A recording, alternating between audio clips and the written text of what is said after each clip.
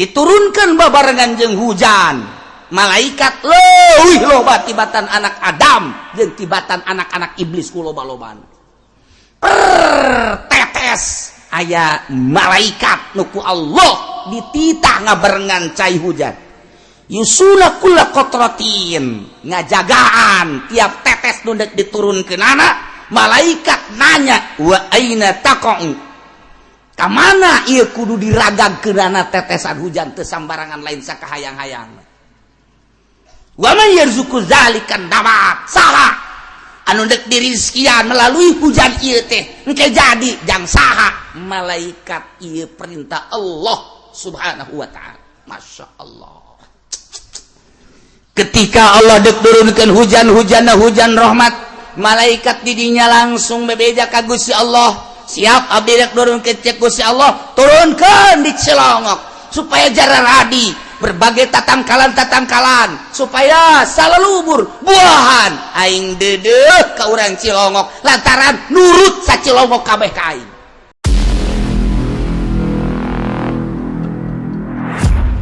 nuluykeun ayat anu kamari di mana kamari Gusti Allah ngajelaskeun bahwa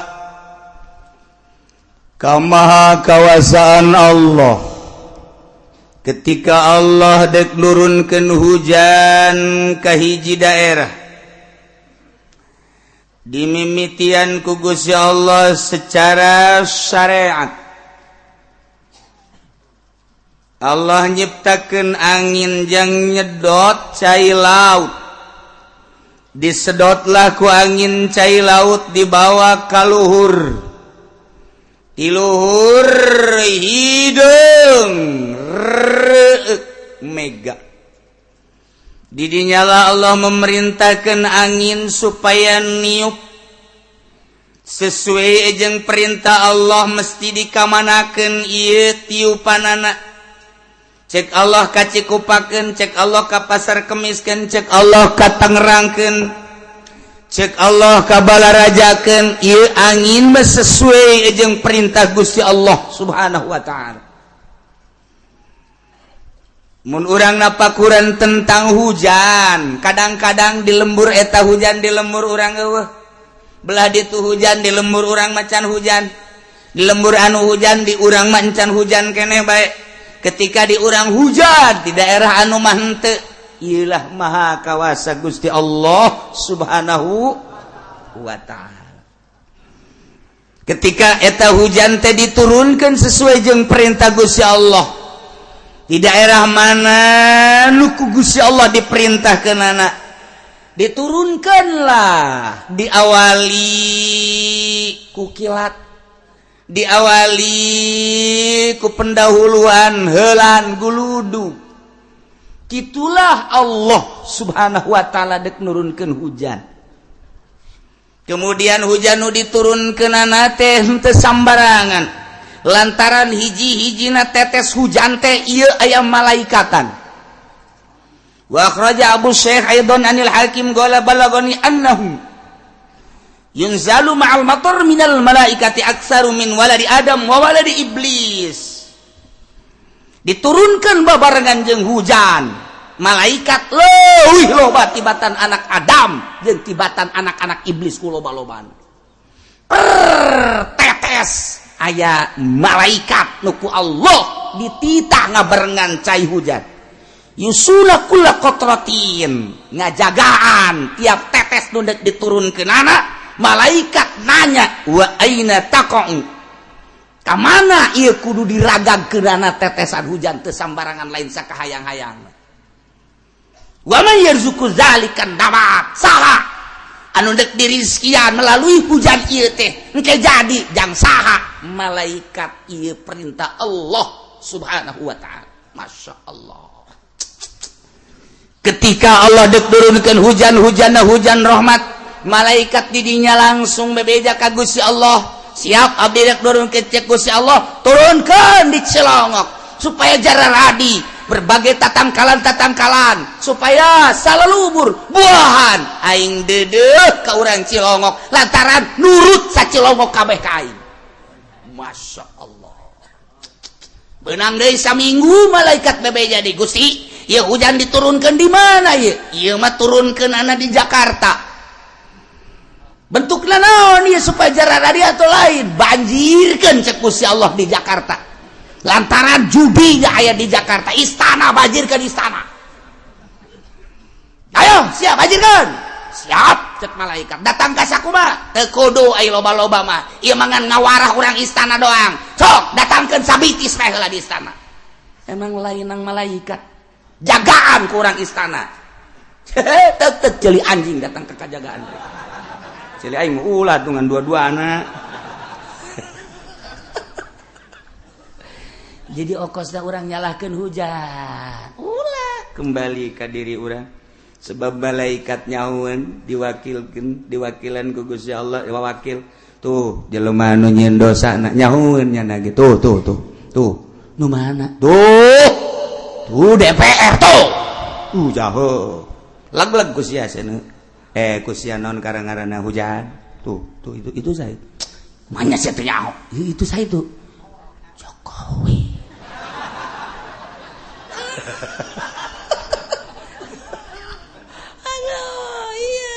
Ya malaikat ya Allah ya Rabbi lain lalagan yusuna kulla qatatin wa aina taqau ngajagaan tetesan-tetesan undek diragakeun ka taneuh emang lain malaikat ya Allah ya Rabbi wa aina taqau di mana kudu diturunkeunana jeung ditibakeunana bebeja malaikat ka Gusti Allah wa mayyur zaku dalikan nawat jeung saha nu bakal dibere rezeki ye melalui cai hujan ieu nyahoeun malaikat jadi titah ku Gusti Allah ya Allah ya Rabbi teu daya teu upaya urang ketika hujan ieu hujan rahmat ketika hujan ieu hujan siksa geus aya catetanana di Gusti Allah melalui malaikat urang tapakuran geura gitu aya hujan gede luar biasa turun ti jam 1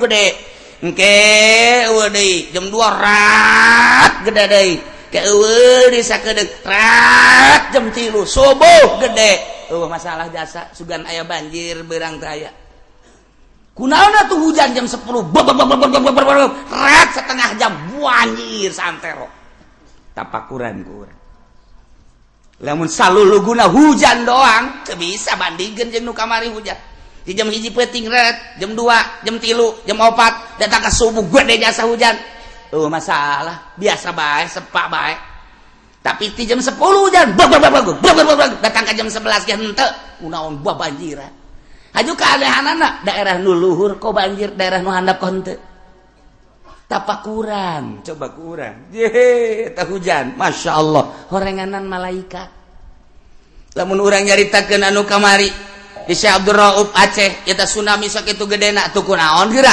ieu laut ieu makom di dieu tsunami kok teu daekeun cai ka dinya je atuh malaikat itu ulah ka dieu ka ditu ka pondok ka ditu ka ditu ayo ka rendem pondok terendem aya malaikatan masyaallah tah kuari mah urang nyaho geus nu mentak urang selalu mun ngomong jeung kiai mudah-mudahan we ye hujan sing jadi hujan rahmat selalu urang kan kos kitu tah dibere wawasanana ku para guru-guru urang ku para kiai urang baheula lantaran ieu hujan rahmat mah wa huwallazi yursilur riyaha busyram baina yaday rahmatih rahmat teh di dinya hujan dek diturunkeun malaikat geus siap kudu ka mana nurunkeunana memeh hujan turun diawali ku angin-angin memehna ge aya mega-mega nah di dieu lah kaistimewaan dadamlan Allah subhanahu wa ta'ala nah dilanjutkeun ku Gusti Allah jang nyontoan jelema mukmin jeung jang nontoan jelema kafir teh dawan Gusti Allah wal baladu thayyib yakhruju nabatuhu bi idzni rabbih ari taneuh anu bagus mah anu gembur mah anu subur taneuna ketika diturunan hujan teh yakhruju nabatuhu kalaluar jajadian-jajadianana kala luar jajadian teh lain sakaluar na horeng biidnya Robbi kalawan izin pangeran. Masya Allah bro hujan tiis karasana ka urang isuk-isuk anyep luar biasa cai sing kerelek dina paranti lempang cai kokorolokan dan lain sebagainya di sawah kadele ku urang cai tapi galenganana kadele herang caina urang kadinya di dalam tiris bang urang sekorodong baheula mapan ka sawah teh kieu bari dikadiakeun mawa teger di dinya teh kanyahuan kunyanya samping dikatak-takeun baju dipake ka dieu teger di bawah horeng teu make calana. Eta baheula kos karar itu tinggal urang sahabat hai awewe anu deui sararawah teh hei-heian sugan teh enak belut mana eta tewak belut nya nama ka dieu kaditu mana belut eta ngagantung kan jaheuh lakon baheula kos kitu eta potret baheula masyaallah karim. Eta ku bunga-bungahna cai hujan teh rahmat datang ka teu make calana. Dongengna loba jasa ibuna jeung bapana anak kabeh dibawa ka sawah yeuh terus di sawah lulumpatan budakna ju hayang ngising ban budak ge di sawah teh bek bebejapan lindungna di tengah sawah bapana jauh ngising di calana. Loba budak baheula mah nu ngising di calana di sawah. Emang lain kumaha lalakona masyaallah eta indahna cai rahmat. Terus jararadi urang ka huma kadinya ya Allah ya Rabbi di huma ge jararadi segala rupa nu dipelak teh urang ka kebon ja baheula mah aya kebon eta di kebon teh jararadi geus masueg jadi badur jadi di sisi tangkal cente jadi kagadung-gadung jadi sagala rupa anu ngeuna jeung tulngeuna ge kabeh jararadi barang di deuleu belah ditup kacipet loba jasa budak kuali mah teu nyaon ka kacipet di deuleu ku urang tun ka ranca pondok aya di ranca pondok di dinya teh ya Allah ya Rabbi di dinya teh loba jasa wow nu pararanjang teh ya katipuk urang teu nyaon ka katipuk daun cenah katipuk eta makanan khas pasar Kemis. Wow, ngeunah jasa. Isuk-isuk urang gadug keunuk sakola jundeuleu bebanjiran di pondok di dinya teh loba katipuk dicokotan kieu can ngadaharna naon di imahna didahar ku urang eueuh masalah. Ngeunah jasa baheula mah. Eueuh sugan nyeri beuteung teh. Tiis-tiis gadahar ka situ eueuh masalah jasa.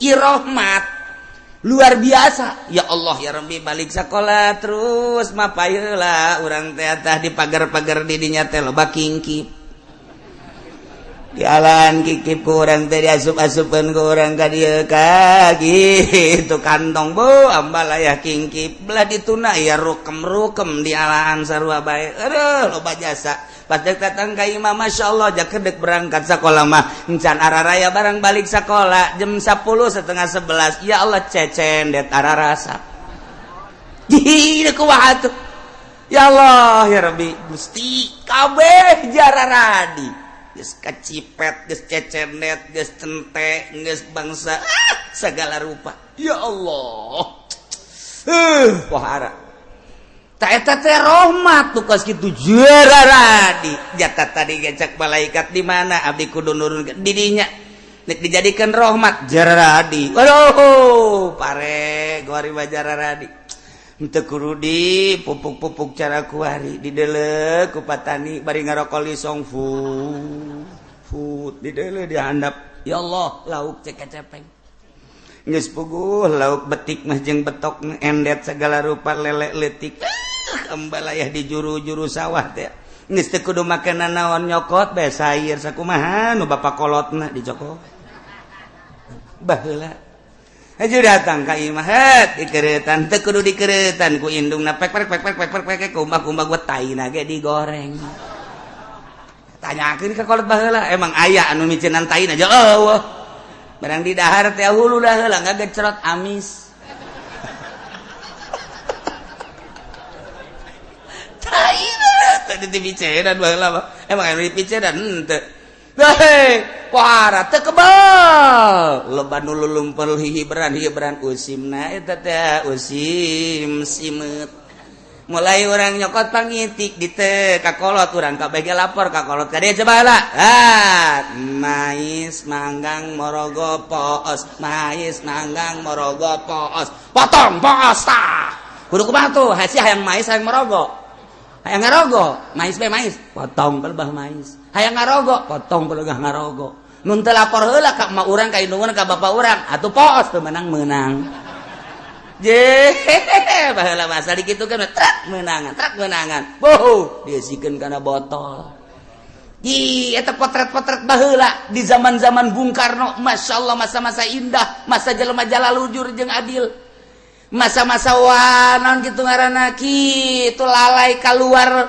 pas tepat waktuna asal maghrib keluar diojok-ojok ku budak teh keluar memeh maghrib asup deui lalai baheula mah nurut asup deui cak lalai ngeganggu gua belum maghrib lo asup deui lalai jujur baheula lu mantak cek abah almarhum coba deulean coba lalai geus aya keluar tancan di deuleu geus bah maghrib geus yakin jasa asal lalai keluar maghrib hiji mangsa mah di deuleu kukula teh geus keluar tan lalai geus bah di deuleu ih gak kurang 10 menit manja lalai geus keluar geus bah orang santri tas ngojok-ngojok santri teu beres mah di baheula tah miheulaan bae cak abah teh ulah sok diojok-ojok eta karunya sia ulah eta asal diojok asup deui tapi lalai eta lalai baheula bae nurut coba anak urang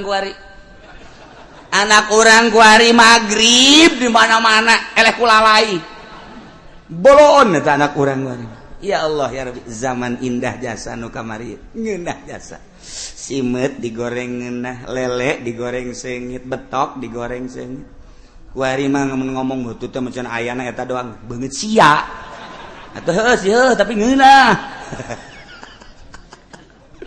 aju petingna lantaran patani mah terus mirunan masyaallah ngepul kaluhur ja aya tiris pan baheula di daerah Pasar Kemis mah sarua jeung di Lembang Bandung baheula mah weh indah jasa maghrib teh siduru urang di dinya jam 7 jam 8 aju lantaran dirinya siduru maksudna mah supaya haneut belah dituna aya huma aya dangder cacawenean dikorek di jero nu boga nama teu nyahoeun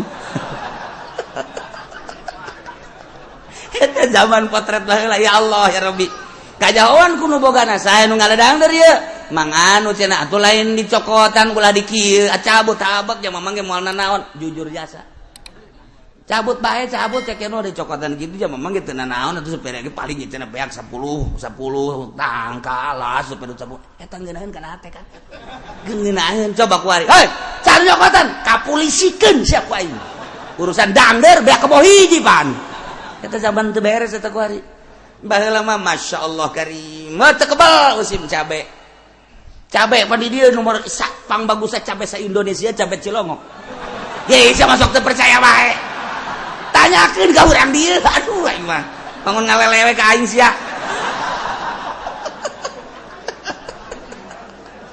ya Allah patani di Cilongok teh kapan musim cabe manu bagus teh dijual eta anu kameron ditumpukeun kapan di dinya anu lakuna dijual nu teu lakuna dibikeun ka tatangga nu teu boga cabe dibikeunan ka santri santri luar biasa usim cabe mah weh santri teh meuleum cabe coel cabe kemudian atuh sambal cabe nyayur cabe kabeh ngising di sawah ambualaya kabeh ngabeten kabeh kunaon nyeri bujur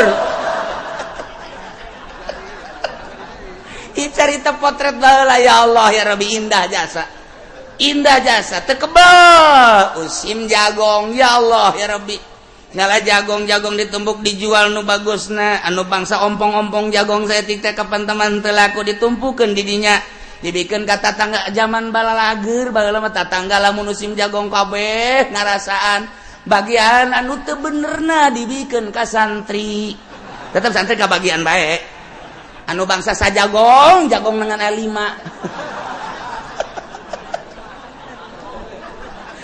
gele 5 siki atau tetep santri mah wow mantap Pak dikeretan kunyanya dicacak di sayur atau santri emang kumaha gitu boro-boro jagongnya nama tangkal kalapa dicacak di sayur ikir carita potret baheula rahmat Allah karasa jasa ku kabehan ya Allah ya Rabbi urang lamun melak tangkal cau hiji breng menang saminggu kunaon jara radi eta anak-anakna kuari mah hese hayang anakan aduh dapuran itu ya Allah ya Rabbi kemudian tangkal awit di ditu sadapur di ditu sabatur urang hayang sabatang bae mah ya Mang kula butuh awit ngalah sahayangna sia sadaekna sia nu belah mana bae tuh nu kus karolot bari tuduhkeun mun nya tuh nu belah ditu geus karolot mah los alah sadaekna sia da kumaha coba kuari coba kenal aja ngalawi polisi sia zaman polisi kuari baheula mah ya Allah ya Rabbi ceng siapa cenah bebejana sabatang pan 5 kurang 5-nya ayo geus teu basi kurang ngalah deui sia tuh tiis kana hate tiis minah masyaallah ceng sia ngalawi cenah sia bebejana 5 10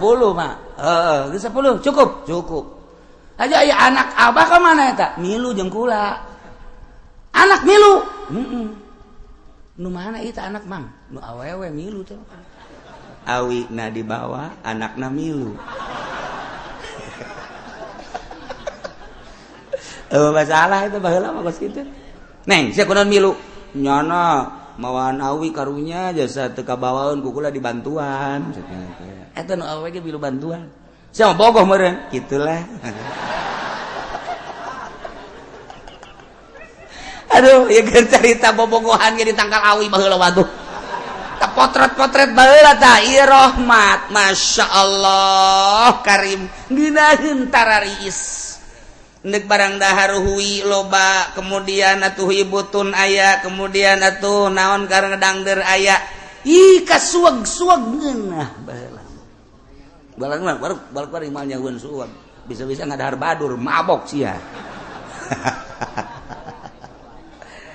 nah ieu naon ieu maksudna iyalah wal baladu thayyibu yakhruju nabatuhu biizni rabbi tanah anu subur mah nu diturunan hujan ku Gusti Allah merupakan hujan rahmat nu dibawa ku malaikat yakhruju nabatuhu kala luar jajadian biizni rabbi kalawan izin pangeran Gusti Allah subhanahu wa ta'ala ya Allah ya Rabbi kan minahan subur lah eta keur carita palawijo nah kuari tangkal buah baik nu dipelak baik anu henteu atawa jajadian bola deh kuari mulai kembangan ku ayana hujan tadi sagesa kembangan teu kebal langsung pentilan terus karolot kadeuleu aya nu koneng di luhur sakampung ngadagoan ragagna eta buah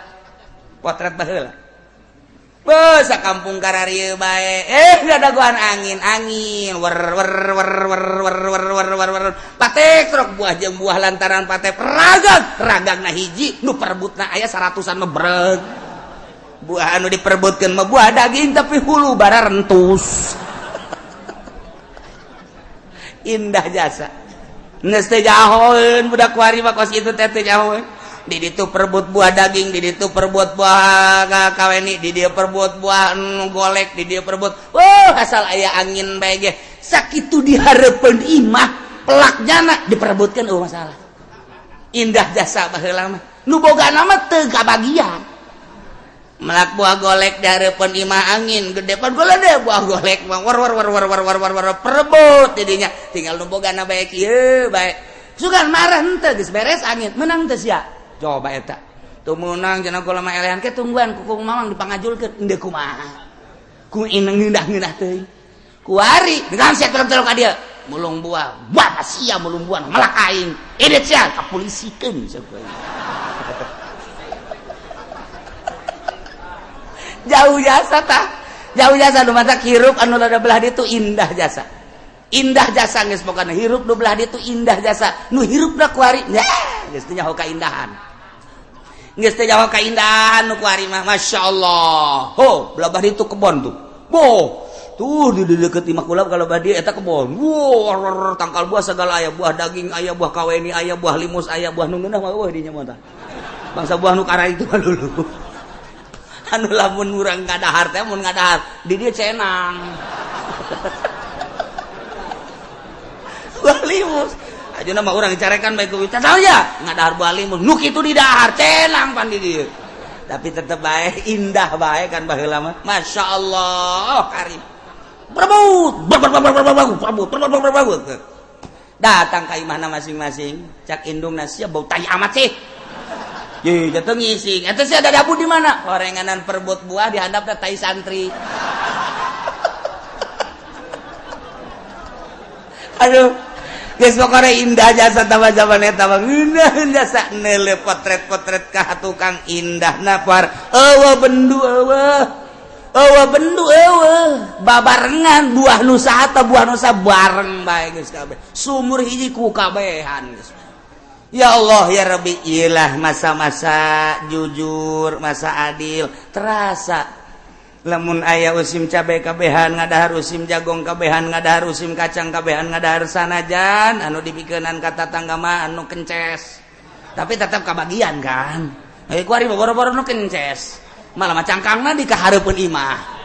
Sia ka cangkangna. Tuh cangkangna ge neuleuh-neuleuh sia kadaan kuna ngadahar. Padahal teh kudu bener ngomong. Ngomong kudu bener. Tungtungna mapan ka Sukabumi telu.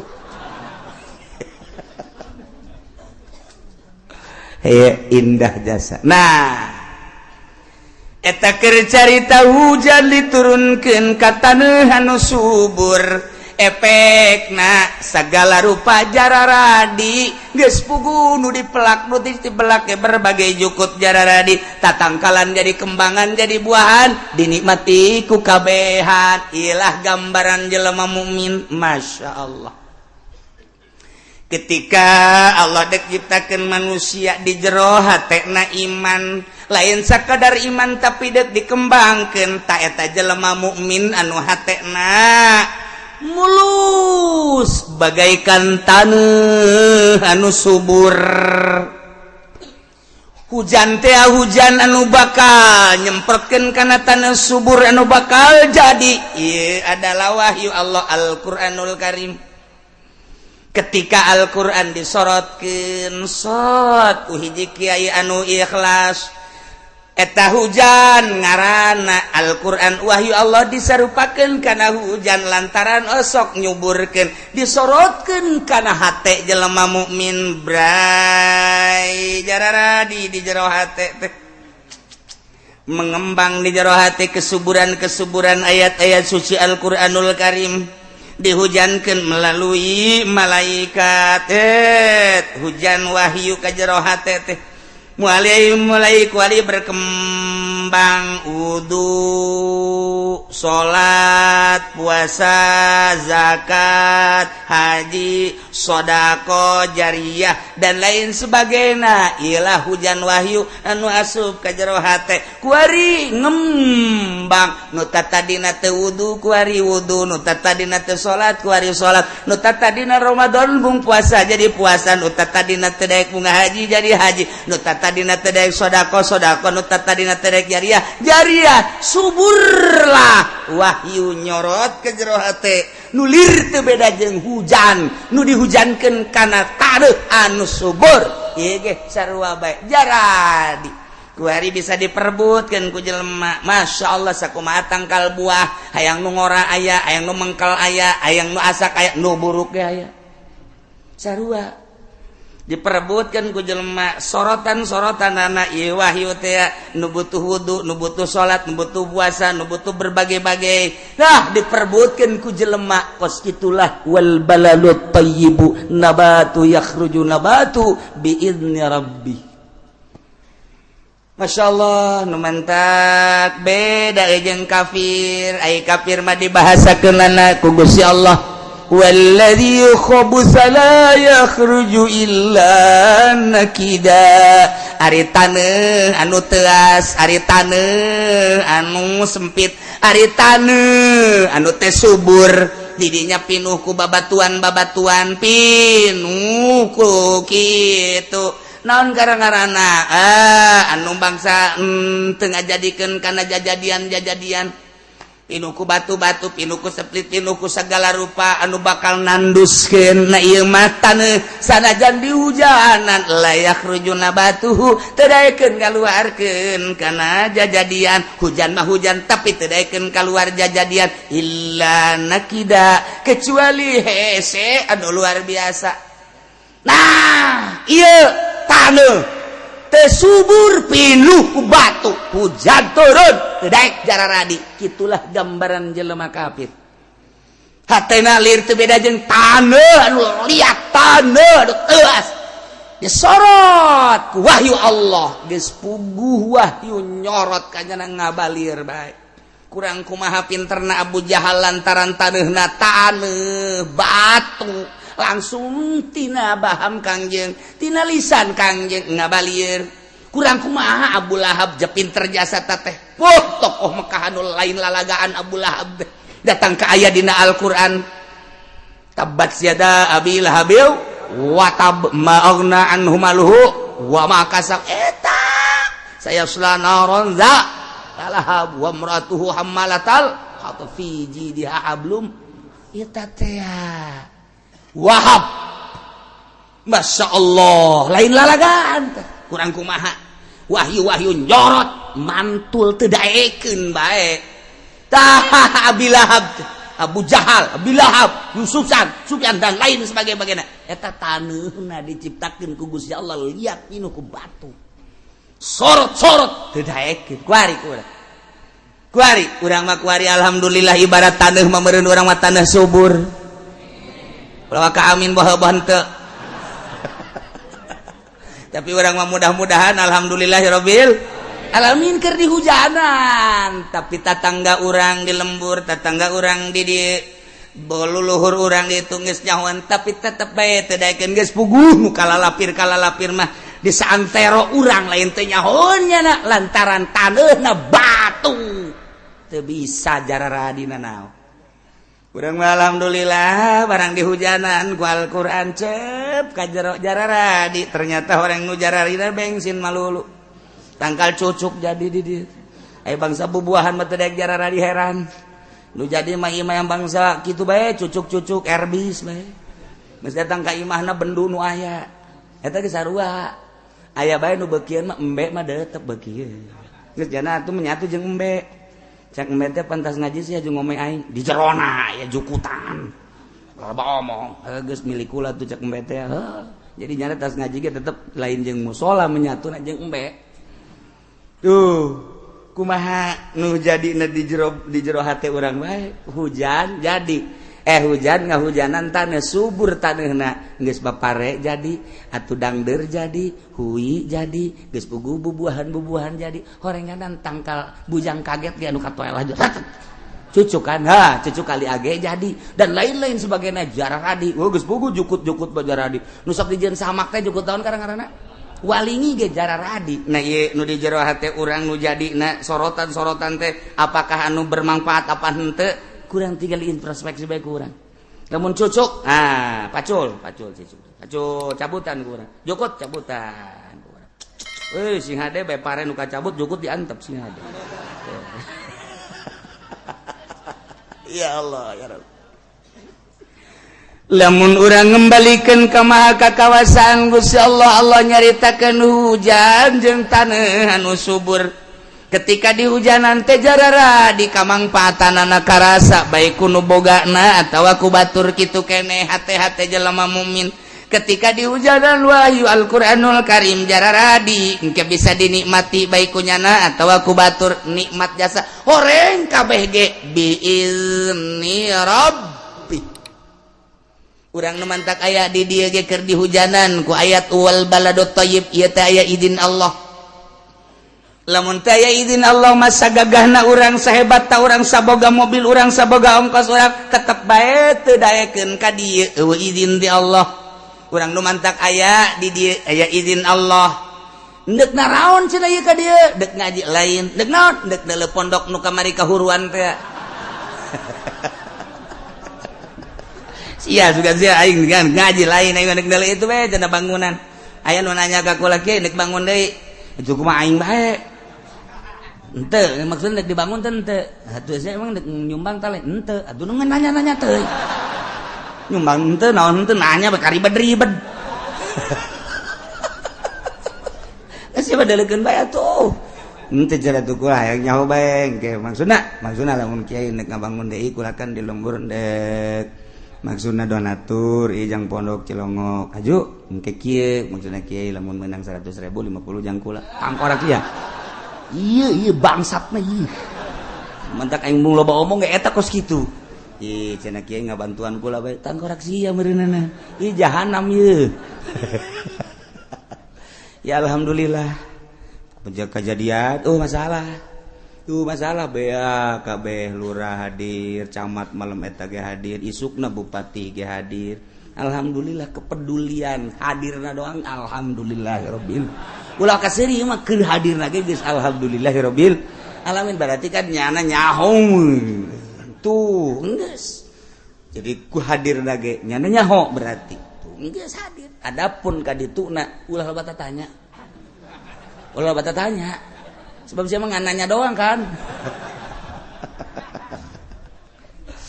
gitulah para jamaah kaum muslimin wal muslimat rahimakumullah horeng geus aya izin Allah lamun ieu dik dijadikeun jelema subur biizni rabbih Allah lah anu ngurus ieu dik dijadikeun setengah subur biizni rabbih Allah lah nu ngurus ieu mah dek dijieunkeun nu bantat biizni rabbih Allah nu ngurus emang sakitu izin Allah lamun urang ningali ka zaman baheula istimewa jasa ai diurus ku Gusti Allah mah dek disuburkeun contoh Kangjeng Nabi Musa alaihis zaman Raja Firaun anu dahsyat luar biasa kasienan ku informasi tukang sihir tina impian Raja Firaun ku kasieunana bakal aya nu ngagantian kerajaan tahtana maka teu meunang aya budak lalaki termasuk orok bolo kunaon atuh Kangjeng Nabi Musa ka kawasan Allah lahir di saat seperti itu lahirlah Kangjeng Nabi Musa kasienan indungna besi terbunuh sebab lain puluh lain ratus ribu di Mesir anu dibunuh Israel anu dibunuh ka kawasaan Firaun teh Jazirah eta baheula bunuh bae geus pokona daripada nyana ngegele aing tapi maha kawasa Allah lahirlah Kangjeng Nabi Musa ku kasieunana indungna secara manusiawi diasupkeunlah ka jero peti terus dibungkus rapi nyanggakeun Gusti sadaya-daya abdi ti Gusti anak abdi ge nu Gusti cenah deuk disalametkeun nu Gusti cenah deuk dibunuh ku batur ku Firaun nu Gusti abdi mah geus leupas tanggung jawab abdi kasieunaan Gusti mangga nu Gusti dipasrahkeun ka Gusti lot ka laut kunaon atuh mengkol ke tempat mandi tuan raja coba bayangkeun tak otak urang cak Siti Asia itu naon itu angkat dayang angkat bawa ke istana bawa begitu coba buka begitu dibuka blak orok lalaki maha kawasa Allah col Firaun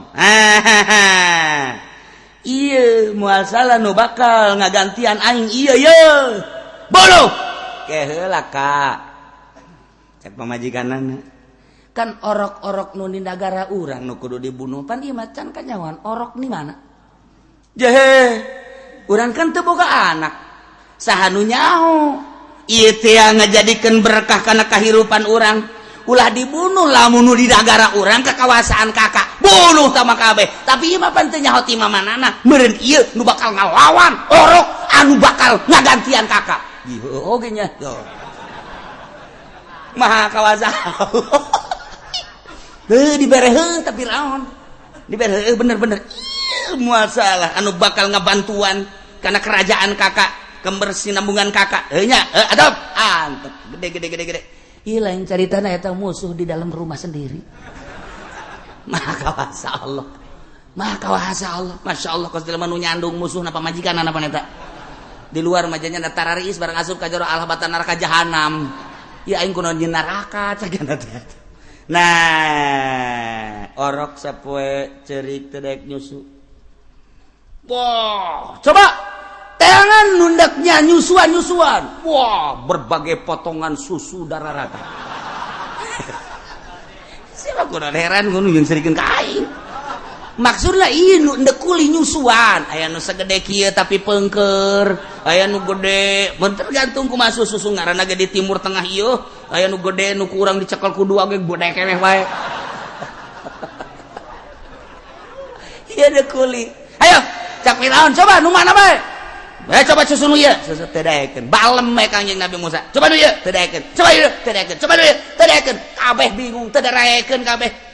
Ya kumaha tuh ya sapoe dua poe teu daekeun nyusu pae. Coba teangan deui. Jak indungna aing deuk kuli nyusu. Kakawasan Allah deuk kumaha tuh. Aing deuk ka istana deuk kuli nyusu aing ah. Yo datang katanya. Lapor siapa? Saya nama anu. Mau apa? Saya mau kuli nyatain. Coba sugan ku maneh. Wah tuh barang dibuka. Wah. Siti Asya ge gede gue panjang amat ya. Firaun ge hebat amat ieu budak atuh indungna. Ikir carita wae ka kawasan Allah ya Allah ya Rabbi. Babarieun Gusti Allah balik indungna ka ditu. Kanjeng Nabi Musa na diteundeun di istana wayah nyusuan ka dinya. Apa eta coba bayangkeun ku urang. Atuh kunaon eta Firaun ku bodoh-bodoh teuing. Cak urang mah tanya isi indungna tah lain sih. Nusa bener sih indungna nya. Atuh kitu pan teu geus pokona mah daekeun ka si eta bae pacar lain indung. Maha kawasa Allah deuk kumaha atuh deuk nyieun musuh di jero istana. Deuk lain deuk jaritakeun dongeng Kangjeng Nabi Musa engke eta mangke bakal buur rame jasa. Nu bangsa huisan mah asana moal kaburu.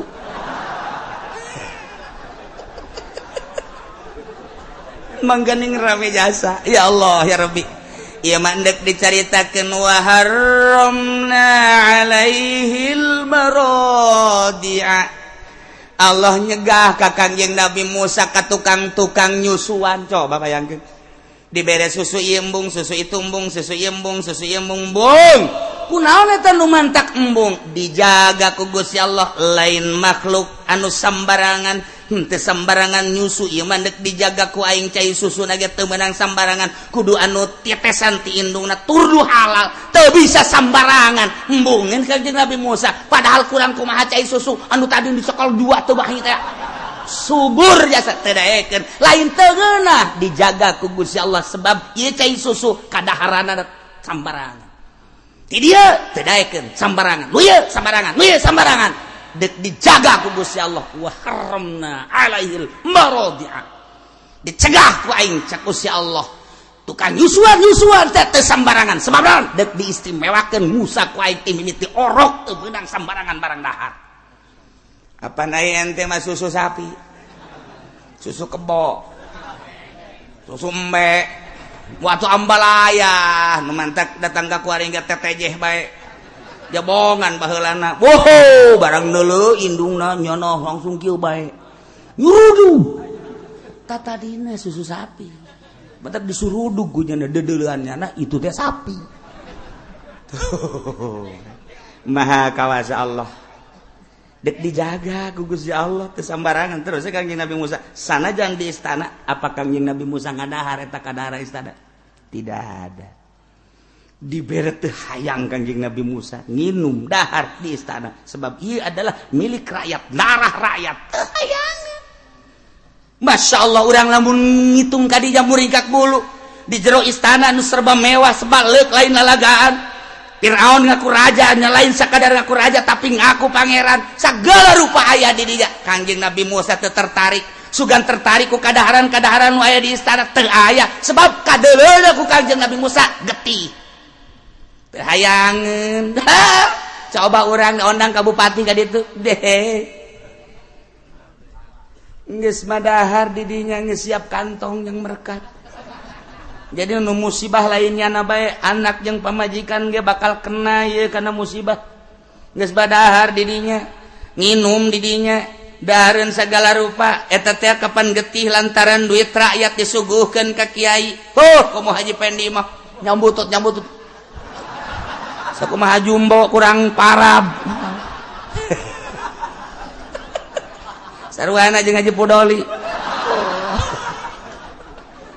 iya nu bahaya mah kaji enjangnya nama merekat dibawa berkat ka imah ojo tulak cangkek nih dari bapak tuh kan bapak mah hebat kan weh diundang oleh bupati makan eta sasar lain ku sorangan kunyana doang lain kunyana doang ku anak pemajikan didahar ku anak didahar ku pemajikan itu cucu ya sini masih ada tuh makan jeung incu mulai kuari dur bae zohor Allahu akbar masyarakat ka masjid nu tadi ngadahar berkat mah akibat berkat di bupati azan teu kadenge azan di deuleu ku Haji Pendi pada tidur lu ngapain udah azan tidur diuk jadi di kursi peureum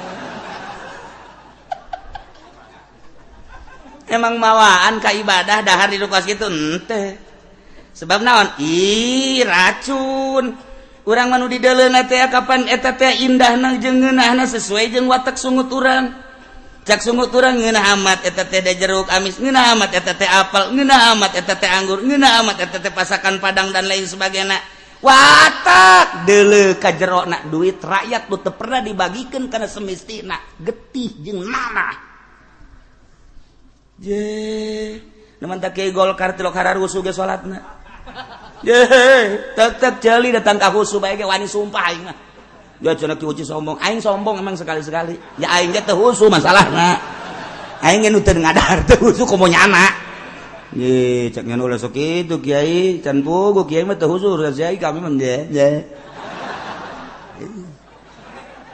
aing mah sebab naon boga anggeran ti Kangjeng Nabi bensinna di mana Kangjeng nyarita namun si kadinyakeun ngomong naon soek teh ku aing ye tadi sia ngomong ka aing sombong tah Kangjeng nyarita tah kumaha dahareunana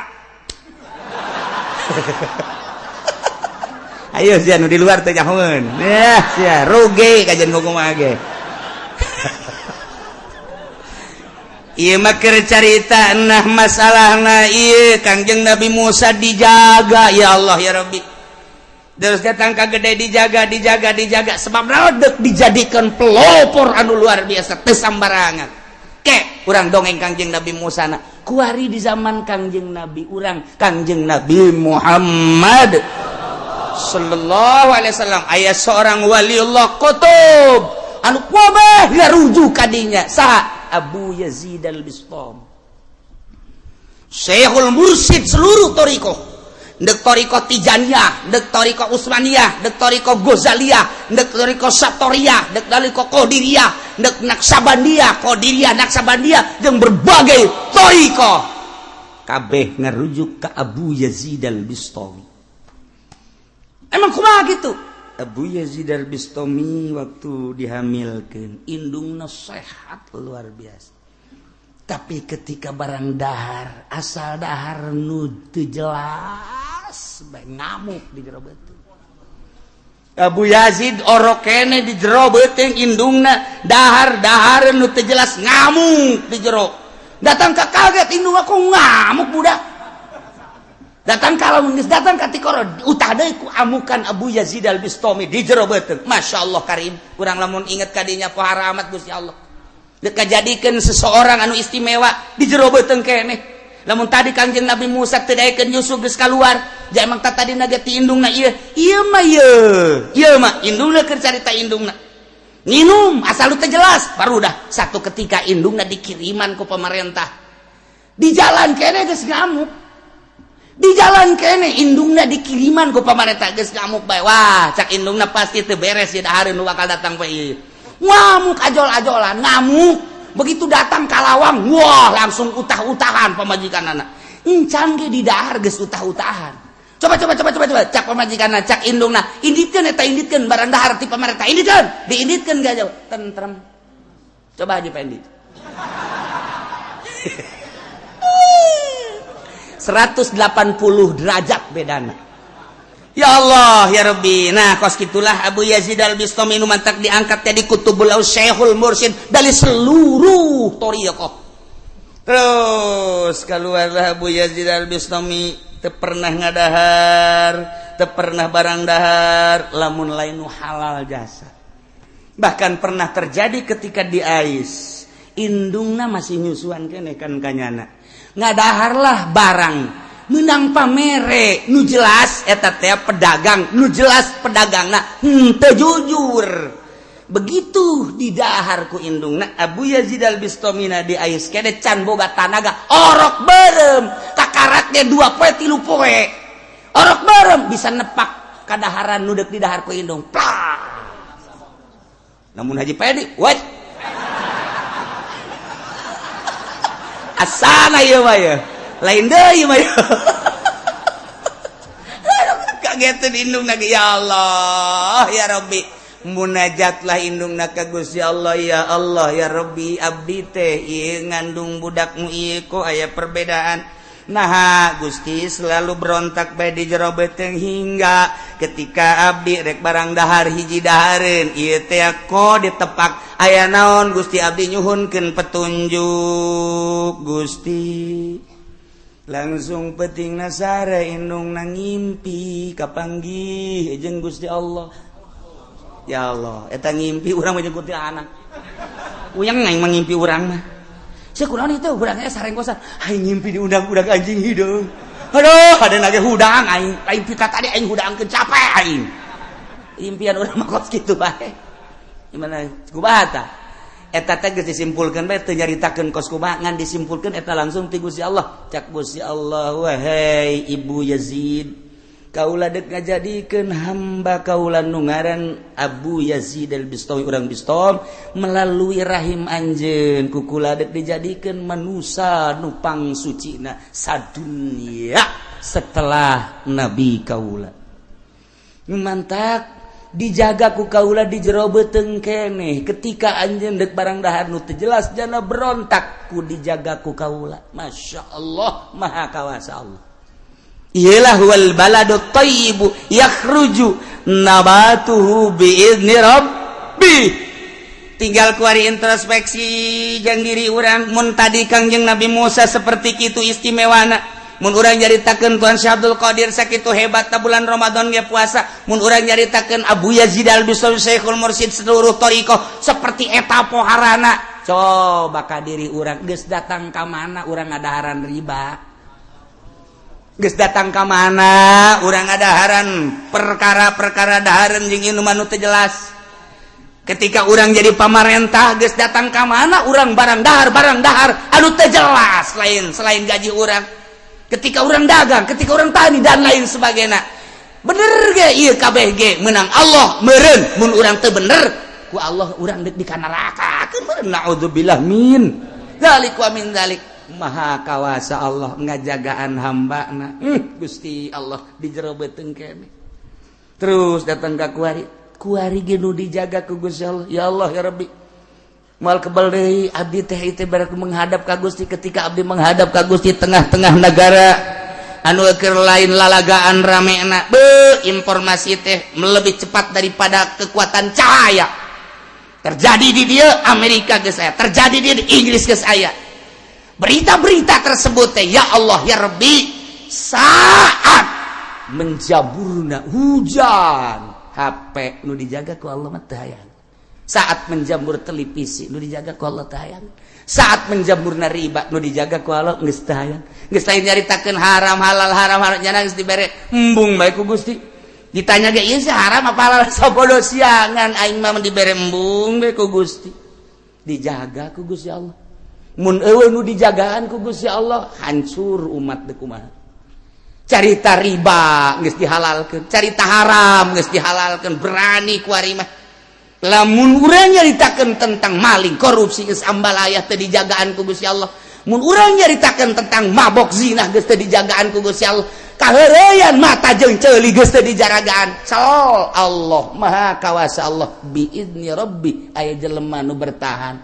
hampangeun ku kawasa Allah, hampangeun ku irodat Allah, hampangeun ku kekuatan Allah, hampangeun ku daya Allah. Seakan masalah nyanggakeun sadaya-daya mah dibane kula-kula ih nya teu hayang ieu cacak-cacak nu dijagaan ku Gusti Allah deuk pikumahaeun ku lamun di Pandeglang nu dijagaan ku Gusti Allah ajur sa Pandeglang, Serang nu dijagaan ku Gusti Allah ajur Serang, Tangerang mun nu dijagaan ku Gusti Allah ajur Tangerang, Jakarta mun nu dijagaan ku Gusti Allah ajur Jakarta. Ngan aya kene nu ku Gusti Allah dijagaan nu hampangeun mamawa kaapikan kawaroan teu kudu nyaritakeun di kitab teu geus kitu bae ku Gusti Allah jauharna zatna diciptakeun sakumaha Allah nyiptakeun Abu Yazid al-Bistami embungeun ti jarobeteun kene. Sakumaha Allah nyiptakeun Kangjeng Nabi Musa embungeun barang dahar sakumaha Allah nyiptakeun junjunan alam Kangjeng Nabi urang Kangjeng Nabi Muhammad sallallahu alaihi wasallam babarieun Gusti Allah masyaallah karim. Jadi ulah khawatir emang nang Allah kabeh ngan urang ulah cicing terus berjuang mah ngomong haram terus bae nu haram mah didegekeun jeung teu didegekeun lain urusan urang. Mata kiai teh ya selip saeutik dina nafsuna. Kumaha? Nafsuna asal teu ngaji bae kanyana bendu. Urusan ngaji teu ngaji mah teh ulah dipake ke bendu nafsu di dinya mah. Urang mau nyaritakeun kiai anu oh alhamdulillah, kiai anu oh alhamdulillah. Itu negara si eta salat kene alhamdulillah teu kudu ngaji ka urang asal salat kene wauheun berarti ka Allah. Henteu kudu deh salat ge cilok ngaji ka aing mah teu ngamurid ka aing, teu nyahoon aing mama meureunanan. Pugu aing geus angkat buya. Teh nafsu tak kos kitu teh nafsu. Geus tembutannya teh geus henteu sinergis. Henteu harmonis antara kiai murid si itu ngaji ka anu henteu ngaji ka aing celok nanya. Nyana embung kapanggih dina ondangan dina naon embung kapanggih mong aing mah kiai eta bongana leh teu beres. Perbedaan puasa bae jadi teu ngomong.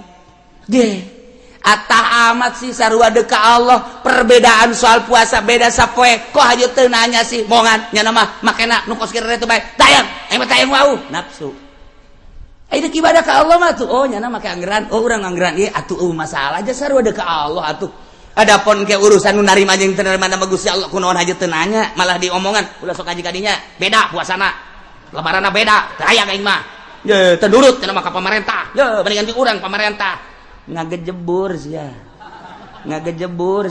ye pemerintah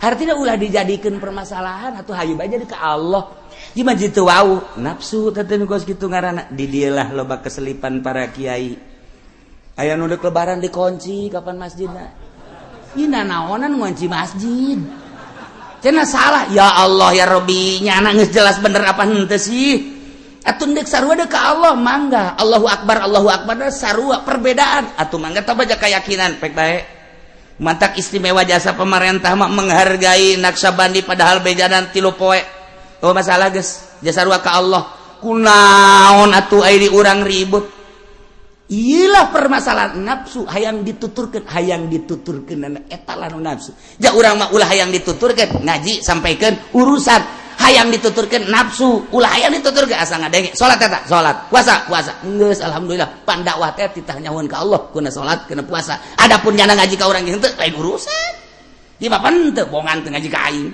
emang kurang emang teu rok made berkat pan ka aing urusanna teu apa beulit ti berkat mah nah wal baladut thayyibu yakhrujul nabatu biizni rabbih hate jelema mukmin mah ketika disorot ku wahyu anu lir teu beda jeung hujan percis okos taneuh anu subur tis jararadi kemudian dijaga KBG biizni rabbih nu deuk dijadikeun Kangjeng nu deuk dijadikeun Tuan Syekh nu deuk dijadikeun Syekh Abi Yazid al-Bustami bladeuna nu deuk dijadikeun Syekh Asnawi Caringin nu dijadikeun Syekh Ahmad Khatib los ka bladitu nu dijadikeun wali sanga dibere kuat bae ku Gusti Allah cacak-cacak lu kuat di saat kuari wallahu a'lam walladzi khabusa ari kafir mah taneuh anu liat anu teas disorot wahyu kukumaha ge percis kosta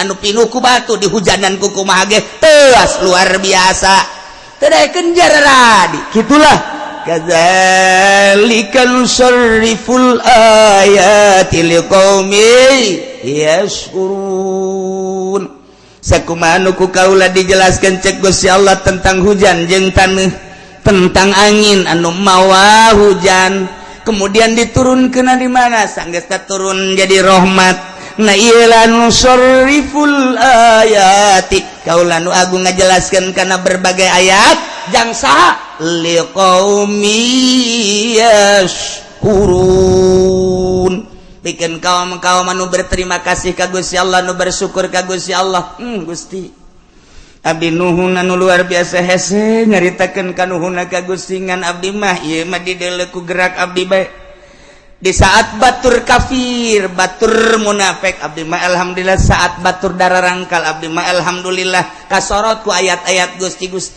ieu sorotan ayat Gusti asup ka jero hate abdi sehingga jadi tarariis engkena jadi kembangan engkena jadi buahan natijahna hasil daripada sorotan wahyu anu asup ka jero hate urang teh memperbaiki wudu memperbaiki salat memperbaiki hirup ngomong ku ari rada diatur ceuli tepati didengekeun anu teu mangpaat bakitu keneh mata ieulah buah daripada wahyu Allah urang bersyukur ka Gusti abdi hirup teh moal kebal deui meureun jang geus kolot pasti bakal menghadap ka Gusti maha uningan nu mantak abdi ngaji ge meureunana abdi deuk dipersiapkeun jang bidadari husnuzon burung pas itulah kaayaan jadi lembur abdi nu gagah jadi lembur abdi nu sugih iku Gusti teh disorot bak wayu Gusti geuninganan teu daekeun ngaji haju salat teh henteu haju amburadul malah genggengan jeung jajawaraan naudzubillah min zalik Gusti janggakeun eta ge makhluk Gusti ngan hadena abdi mah henteu disapertikeun kitu ulah kukumaha ngan hadena abdi mah henteu dijadikeun saperti kitu abdi mah dijadikeun sakumaha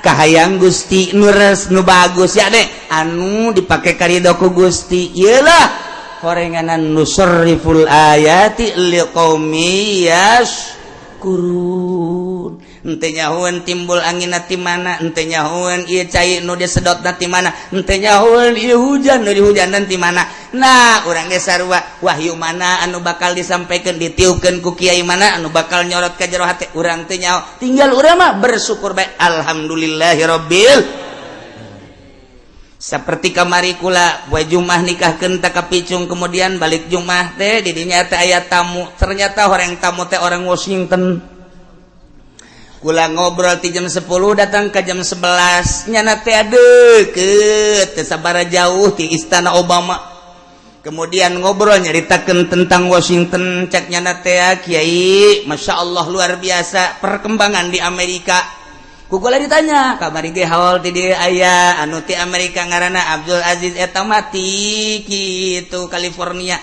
kukula ditanya sabaraha jam eta teh ka California cek nyana sekitar 11 atau 12 wah jauh cek nyana kula mah di ibu kota Amerika Serikat nah ti dinya lah kula dek nyaritakeun tentang perkembangan Islam ketika Amerika nyerang ka Irak balik ti Irak ternyata arasup Islam lain dongeng bohong berarti eta kuari geus ribuan di Washington sehingga ieu presiden ge kageteun kok ieu bisa kos kieu sehingga ngototlah umat-umat muslimin di Amerika nu aya di Washington hayang ngabangun masjid karena di ditu mah Yahudi aya kesulitan ternyata di Cia aya salah satu Cia nu asup Islam Masya Allah iyalah kakawasaan Allah jeung rahasia Allah Masya Allah karim nyanalah nu asup Intel Cia ka parlemen Amerika memohon supaya ngebangun masjid diizinanlah lantaran nyana sorangan balik ke Amerika asup Islam dibangunlah di tengah-tengah kota Washington wah masjid megah luar biasa bagaikan istana kuari arasup ke masjid eta sanajan di luar mah ieu tentara kararieu masalah. Jadi ketika Jumatan tentara Amerika ngajaga ge lain naon lantaran besi ngayakeun kitu teror-teroran teroris. Belah ditu dijieun gereja ge anu dijieun masjid. sehingga terjadi pembahasan di Washington tentang perkembangan Islam di Amerika. Ya Allah ya Rabbi, mantap cek manehanana ge kiai kula moal kebal deui bakal ka Washington, kiai ge diajak ka ditu dua tanu ngajak. Jadi kula mah geus jelas pisan geus aya tinyana ndek ngajak aja pendi terserah nyana pisana.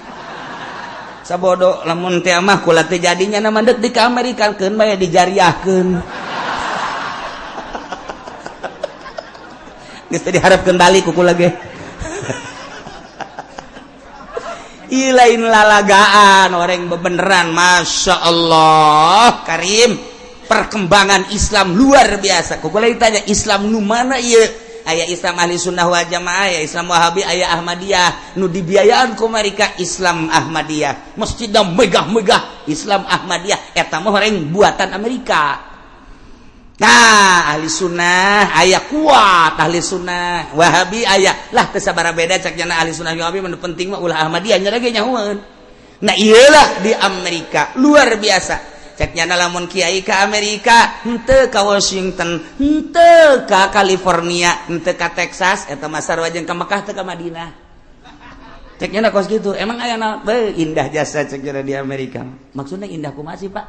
Loba nu teu make jalanan. Tadi jaritakeun perkembangan Islam, ku ari jaritakeun perkembangan Amerika anu wow sakahayang hirup. Cek jana urang jadi salaki pamajikan aya neuk kaluar bae teu meunang diganggu-ganggu. Bersanding jeung lalaki nu sejen salila manehanana suka atuh suka terus bae. Iyalah Amerika. Mun teu kula harita saminggu teu betah ge. Aing teu betah di Amerika kos kadarieu amat ieu. Eta kos kitu teh kebebasanana pohara. Tetapi kuari mulai mengenal Islam di Amerika. Lamun tadi nyaritakeun kamari urang di California, kuari di tengah-tengah ibu kota Amerika, Washington. Kuari masih kene di dia sekitar cengna bangsa 3 bulan deui, engke kula balik deui ka Amerika, anak pamajikan teh di Amerika di ditu. Ya Allah, engke deuk nyaba deui ka dieu lantaran kamari ka karak boga sajam doang, jam 11 kula ka masjid, nyanana ka Jakarta deui. Nah yang ke dekat dia dek ngobrol tentang Amerika. Ceknya jangan enggak Pak Kiai, sana ke Amerika dengan saya. Berapa jam naik pesawatnya? 27 jam. Waduh. Terus itu dari sini ke Abu Dhabi nanti langsung Amerika. Itu sholat horenganan kapal Emirat, buatan kapal Emirat di Jerona yang musolaan. Ya Allah. Di urang mah imah ge musolaan. Orenganan nu jurusan Amerika aku balik tanya kok itu kapal bisa ada musola. Saking banyaknya orang Amerika yang masuk Islam, maka warga Amerika memohon kepada Emirat supaya membuat kapal di dalamnya ada musolanya. Ya Allah, ya Robi, wartawan ge tilok nyaritakeun kos kitu. Nyahoan aing jeung wartawan.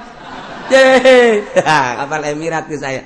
Itu cokolatnya di dalamnya bagaimana? Di dalamnya ada kompas. Ketika lurus Baitullah kita selalu ikut. Ketika belok nanti kita ngikuti kompas. Aya di jerona. Ku dongeng doang mahes yang meninggal dari itu bayu.